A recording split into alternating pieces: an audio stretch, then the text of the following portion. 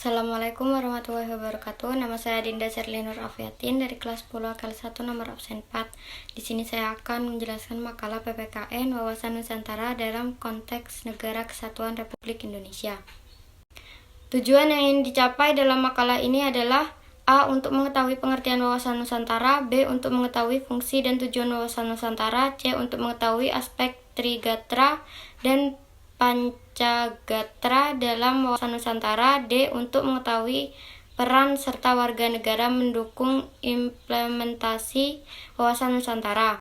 Wawasan Nusantara, banyak pengertian tentang wawasan Nusantara, tetapi ada satu pendapat pengertian wawasan Nusantara yang diusulkan menjadi ketetapan Majelis Permusyawaratan Rakyat dan dibuat di Lemhanas tahun 1999 sebagai berikut. Cara pandang dan sikap bangsa Indonesia mengenai diri dan lingkungannya yang serba beragam dan bernilai strategis dengan mengutamakan persatuan dan kesatuan bangsa serta kesatuan wilayah dalam menyelenggarakan kehidupan berbangsa, bermasyarakat, berbangsa, dan bernegara untuk mencapai tujuan nasional.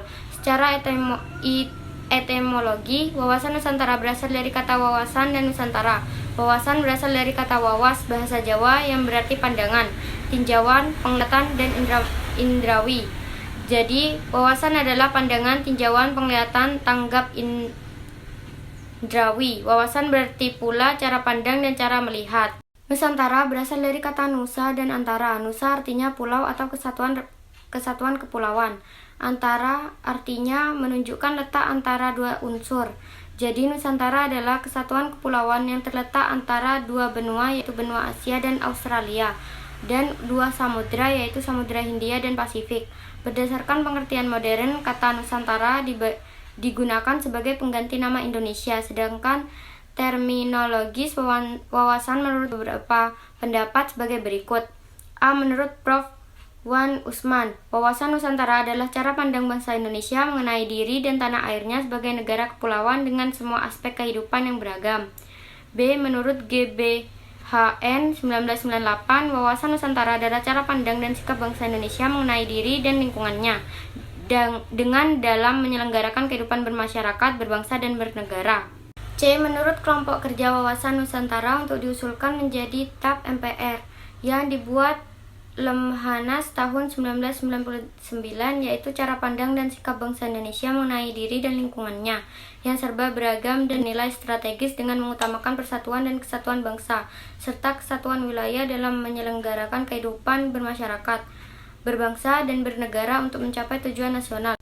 Berdasarkan pendapat-pendapat di atas, secara sederhana wawasan Nusantara berarti cara pandang bangsa Indonesia terhadap diri dan lingkungannya. Wawasan Nusantara sebagai wawasan nasional Indonesia pada hakikatnya merupakan perwujudan dari Kepulauan Nusantara sebagai satu kesatuan atau Hankam. Hakikat wawasan Nusantara. Hakikat wawasan Nusantara adalah kebutuhan Nusantara dalam pengertian cara pandang yang selalu utuh, menyeluruh dalam lingkup Nusantara demi kepentingan nasional. Hal tersebut berarti bahwa setiap warga masyarakat dan aparatur negara harus berpikir, bersikap, dan bertindak secara utuh, menyeluruh demi kepentingan bangsa dan negara Indonesia. Demikian juga produk yang dihasilkan oleh lembaga harus dalam lingkup dan demi kepentingan bangsa dan negara Indonesia tanpa menghilangkan kepentingan lainnya seperti kepentingan daerah, golongan, dan perorangan. Asas wawasan Nusantara. Asas wawasan Nusantara merupakan ketentuan atau kaidah dasar yang harus dipatuhi, ditaati, dipelihara, dan diciptakan demi tetap taat dan setianya komponen pembentuk bangsa Indonesia terhadap kesepakatan bersama. Jika asas wawasan Nusantara diabaikan, komponen pembentuk kesepakatan bersama akan melanggar kesepakatan bersama tersebut yang berarti tercerai-berainya bangsa dan negara Indonesia. Adapun asas wawasan Nusantara tersebut adalah sebagai berikut. Kepentingan yang sama ketika menegakkan dan merebut kemerdekaan. Kepentingan bersama bangsa Indonesia adalah menghadapi penjajah secara fisik dari bangsa lain. Sekarang, bangsa Indonesia harus menghadapi penjajahan yang berbeda, misalnya dengan cara adu domba dan memecah belah bangsa dengan menggunakan dalih HAM, demokrasi, dan lingkup hidup. Padahal tujuan kepentingannya sama, yaitu tercapainya kesejahteraan dan rasa aman yang lebih baik daripada sebelumnya. B. Kesesuaian pembagian hasil dengan adil, jerih payah, dan kegiatan baik perorangan, golongan, kelompok, maupun daerah. C. Keberanian berpikir, berkata, dan bertindak sesuai realita serta ketentuan yang benar. Biarpun realita atau ketentuan itu pahit dan kurang enak didengarnya, demi kebenaran dan kemajuan bangsa dan negara, hal itu harus dilakukan. D. Diperlukan kerjasama, mau memberi dan berkorban lagi bagi orang lain tanpa meninggalkan ciri dan karakter budaya masing-masing. E. Adanya koordinasi saling pengertian yang didasarkan atas kesejahteraan sehingga kerja kelompok, baik kelompok kecil maupun besar, dapat mencapai sinergi yang lebih baik. F. Kesetiaan terhadap kesepakatan bersama untuk menjadi bangsa dan mendirikan negara Indonesia yang dimulai, dicetusnya dan dirilis oleh Budi Utomo tahun 1908, Sumpah Pemuda tahun 1928, dan Proklamasi Kemerdekaan 17 Agustus 1945. Kesetiaan terhadap kesepakatan ini sangat penting dan menjadi tonggak utama tercapainya persatuan dan kesatuan dalam kebinekaan. Jika kesetiaan ini goyah, dapat dipastikan persatuan dan kesatuan akan hancur berantakan. Kedudukan, fungsi, dan tujuan wawasan Nusantara. Kedudukan A. Wawasan Nusantara sebagai wawasan nasional bangsa Indonesia merupakan ajaran yang diyakini kebenarannya oleh seluruh rakyat agar tidak terjadi penyesatan dan penyimpangan dalam upaya mencapai serta mewujudkan cita-cita dan tujuan nasional. B. Wawasan Nusantara dalam paradigma nasional dapat dilihat dari stratifikasinya sebagai berikut. 1. Pancasila sebagai falsafah ideologi bangsa dan dasar negara berkedudukan sebagai landasan ideal. 2. Undang-Undang Dasar 1945 sebagai landasan konstitusi negara berkedudukan sebagai landasan konstitusional. 3. Wawasan Nusantara sebagai visi nasional berkedudukan sebagai landasan visional. 4. Ketahanan nasional sebagai konsepsi nasional atau sebagai kebijaksanaan nasional berkedudukan sebagai landasan operasional. Fungsi. Wawasan Nusantara berfungsi sebagai pedoman motivasi, dorongan, serta rambu-rambu dalam menentukan segala jenis kebijaksanaan, keputusan, tindakan, dan perbuatan bagi penyelenggara negara di tingkat pusat dan daerah maupun bagi seluruh rakyat Indonesia dalam kehidupan bermasyarakat, berbangsa, dan bernegara. Selain itu, wawasan Nusantara berfungsi sebagai A. Wawasan Nusantara sebagai konsepsi ketahanan nasional, yaitu wawasan Nusantara dijadikan konsep dalam pembangunan nasional, pertahanan, keamanan, dan kewilayahan. B. Wawasan Nusantara sebagai wawasan pembangunan mempunyai cakupan kesatuan politik, kesatuan ekonomi, kesatuan sosial dan ekonomi, kesatuan sosial dan politik, dan kesatuan pertahanan dan keamanan. C. Wawasan Nusantara sebagai wawasan pertahanan dan keamanan negara merupakan pandangan geopolitik Indonesia dalam lingkup tanah air Indonesia sebagai satu kesatuan yang meliputi seluruh wilayah dan segenap kekuatan negara. D. Wawasan Nusantara sebagai wawasan kewilayahan sehingga berfungsi dalam pembatasan negara agar tidak terjadi sengketa dalam negara tetangga. Batasan dan tantangan negara Republik Indonesia adalah 1. Risalah Sidang BPUPKI tanggal 29 Mei sampai 1 Juni 1945 tentang negara Republik Indonesia. Dari beberapa pendapat para pejuang nasional, Dr. Sutomo menyatakan Indonesia meliputi batas Hindia Belanda. Muhyamin menyatakan Indonesia meliputi Sumatera, Jawa, Sunda Kecil, Borneo, Celebes, Maluku, Ambon, Semenanjung Melayu, Timor, Papua. Insinyur Soekarno menyatakan bahwa Kepulauan Indonesia merupakan satu kesatuan yang tidak dapat dipisahkan. 2.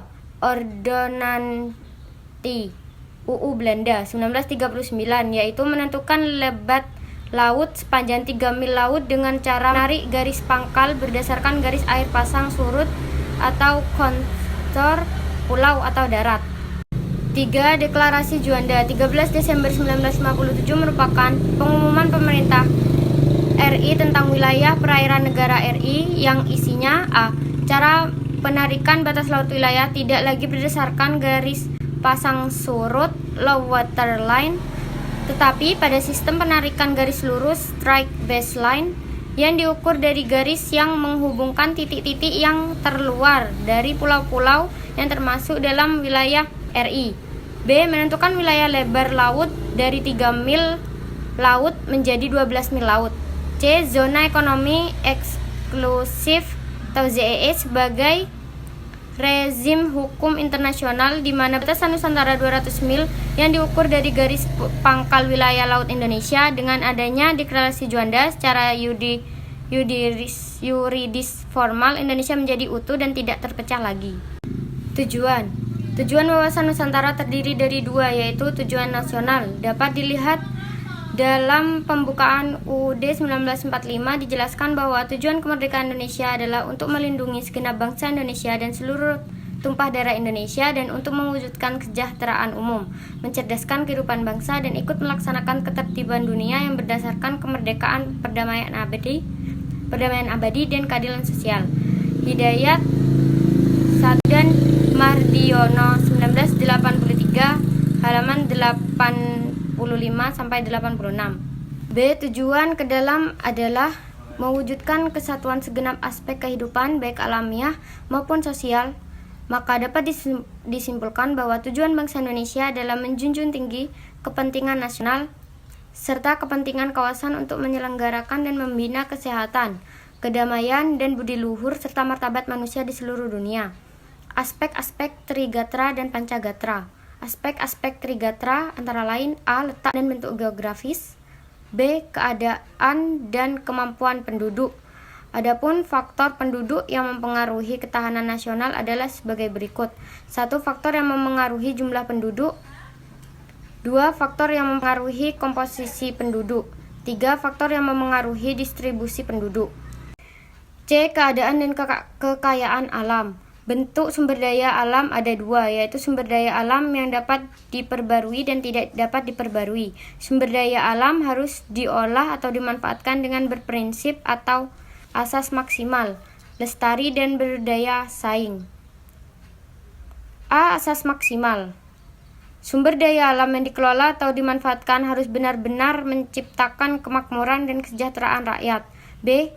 Asas lestari, artinya pengolahan sumber daya alam tidak boleh menimbulkan kerusakan lingkungan karena untuk menjaga keseimbangan alam. C.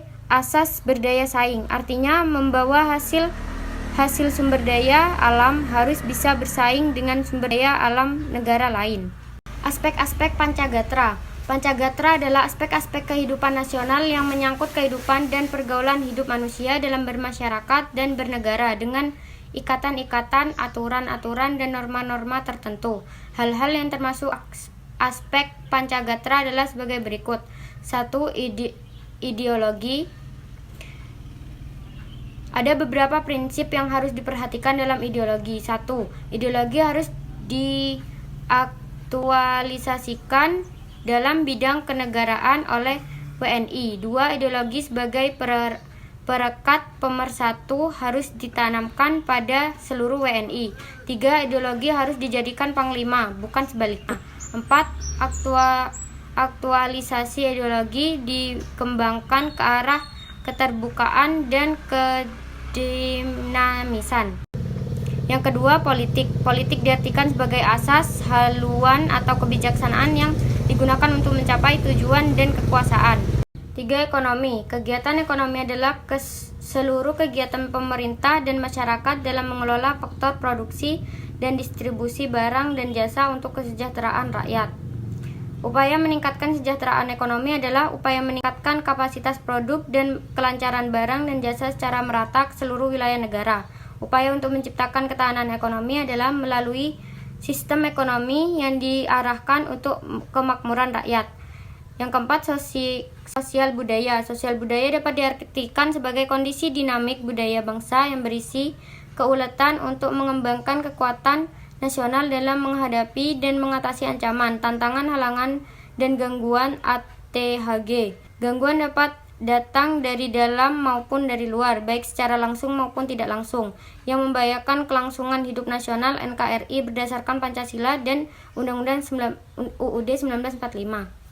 Yang kelima, pertahanan dan keamanan. Pertahanan dan keamanan diartikan sebagai kondisi dinamika dalam kehidupan pertahanan dan keamanan bangsa Indonesia yang berisi keuletan dan ketangguhan yang mengandung kemampuan mengembangkan kekuatan nasional dalam menghadapi dan mengatasi ATHG yang membahayakan identitas, integritas, dan kelangsungan hidup bangsa berdasarkan Pancasila dan Undang-Undang Dasar 1945. Ketahanan di bidang keamanan adalah ketangguhan suatu bangsa dalam upaya bela negara, di mana seluruh Ipolek Sosbudankam disusun, dikerahkan secara terpimpin, terintegrasi, terorganisasi untuk menjamin terselenggaranya sistem ketahanan nasional.